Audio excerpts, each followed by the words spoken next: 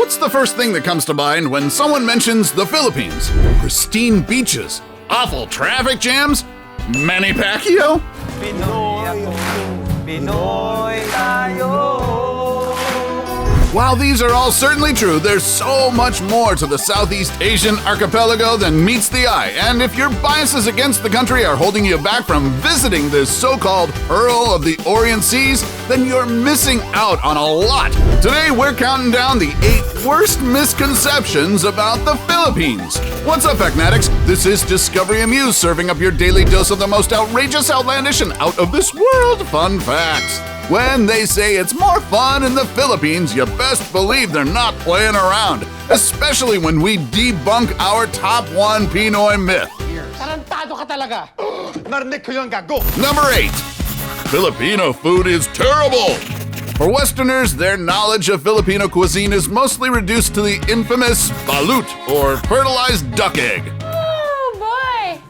Oh, it's a baby bird in there. It's a shame, really, considering that authentic Filipino cuisine is a vibrant mix of Spanish, Chinese, American, and Malay influences. Add to that the fact that the country is comprised of 7,100 islands with 175 ethno-linguistic nations, and you can expect one of the most diverse culinary experiences you'll ever try. Just ask Grammy Award-winning singer Her.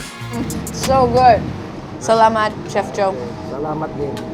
Famous food bloggers like Mikey Chen couldn't get enough of staple Filipino comfort foods such as the adobo, the lechon or roasted pig, sisig or crispy pork ear, lumpia, which is the Philippine version of fried spring rolls, pancit, a rice noodle dish sautéed with veggies, chunks of meat and aromatics, and the glorious crispy pata or pork knuckles.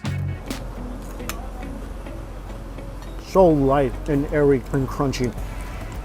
It's no wonder Filipino restaurants are popping up left and right in the streets of New York, Chicago, and LA, and popular chefs and TV personalities such as the late Anthony Bourdain and Andrew Zimmern have been hailing the highly underrated Filipino cuisine as the next big thing. I think Filipino food is, I've been calling it for 5 years. It's just going to keep getting more and more popular simply because of the variety of ingredients and European techniques that are found in that food. Keep watching till number 1 because it might just make you finally book that flight to Manila. Number 7. Filipinos are dog eaters. For those who still believe that savage Pinoys eat dog meat, I hate to break it to you, but it's not something you'll see on the menu.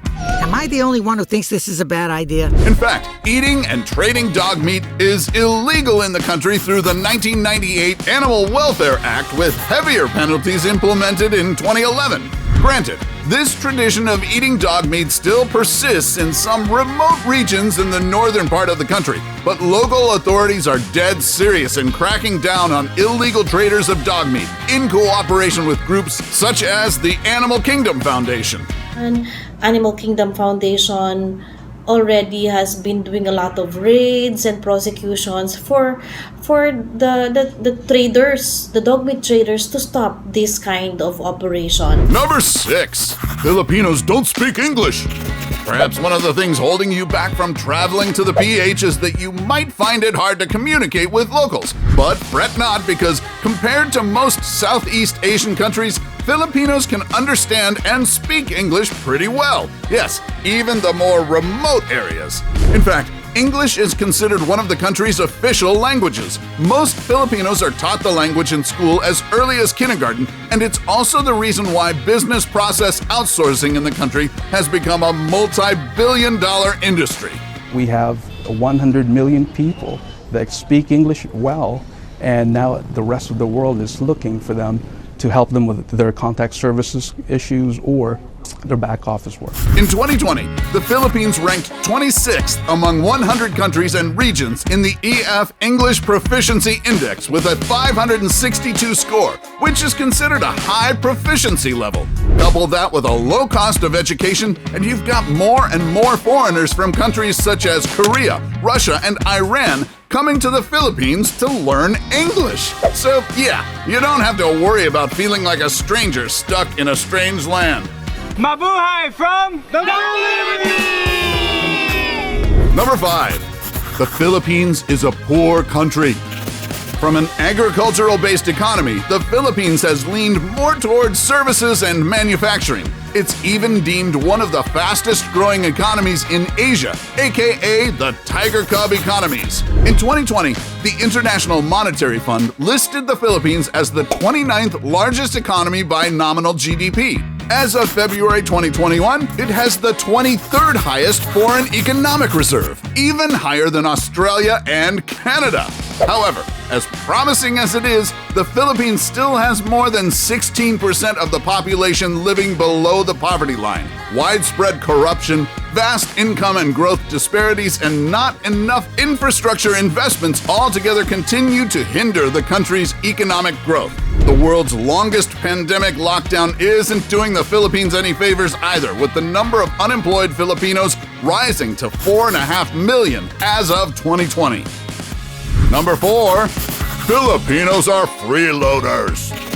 Speaking of the COVID pandemic, if there's one good thing that came out of it, it's that it ignited the uniquely Filipino spirit of Bayanihan, which is ultimately about Filipinos banding together as a community to help each other out without asking anything in return. This has led to the concept of community pantries taking the country by storm, becoming an indirect response to the government's lackluster efforts in providing basic aid for its people. Mahirap mag-aral, mag-isip ng gutom eh. So yun po, tapos yun, sinet up ko na. Tapos ang community pantry po, hindi pala siya charity. Give what you can, take what you need has become the resounding mantra of these makeshift community pantries where the poor can take free food items such as rice, canned goods, and produce, and those who can contribute in replenishing the pantry. What started as an act of kindness has become a movement where even the underprivileged offer the little that they have in excess for the benefit of the even less fortunate. Nag-usap-usap kami. Baka pwede namin ibahagi yung aming inani ng walang bayad. Talagang pagbabahagi lang. Ang tawag nga namin dito ay mula sa masa para sa kapwa din, sa ibang masa. Number 3. Why are there so many Filipino nurses? As of 2019, there are about 12 million overseas Filipino workers, or OFWs, all over the world, although more than 327,000 of them were repatriated by the end of 2020 due to the coronavirus pandemic. Still, 25% of OFWs work as nurses or healthcare workers overseas, and they've become some of the most unsung heroes in the war against COVID. These are the immigrants currently saving people's lives. Yes. Coming here and actually enriching our country. But why are there so many Filipino nurses, especially in the US that's halfway across the earth from the Philippines? Well, the answer is more than just fulfilling the American dream. It goes way back to the time when the country was colonized by the U.S. in the early 1900s. In 1903, President William Taft passed the Pensionado Act that funded Filipino students to study in U.S. colleges, which led to the first wave of Filipino nurses in American soil. In 1948, 2 years after the United States granted the Philippines independence, the U.S. State Department introduced the Exchange Visitor Program that paved the way for construction of more English-speaking nursing schools in the country, which encouraged more Filipinos to study nursing.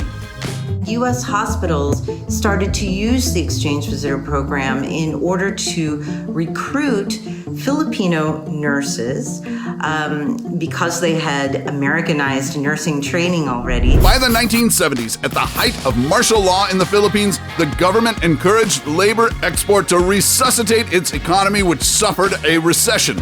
And this further encouraged Filipino nurses to seek greener pastures overseas. Number 2. It's a dangerous country.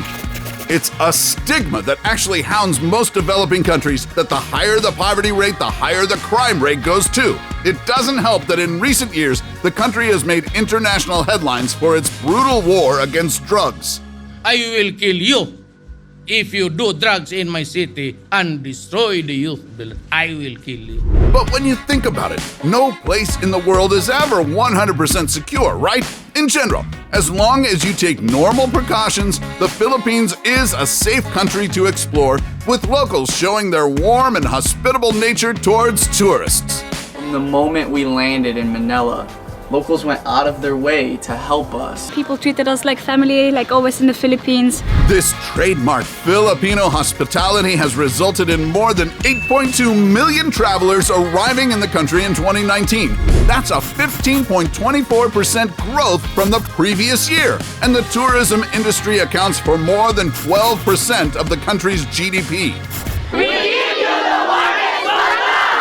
Before we go to our number one pick, do us a solid and make sure to smash the subscribe button and hit the notification bell. Don't forget to choose all so you won't miss out on any of our latest life-changing, boredom-busting content. And of course, be sure to turn on notifications in your app settings.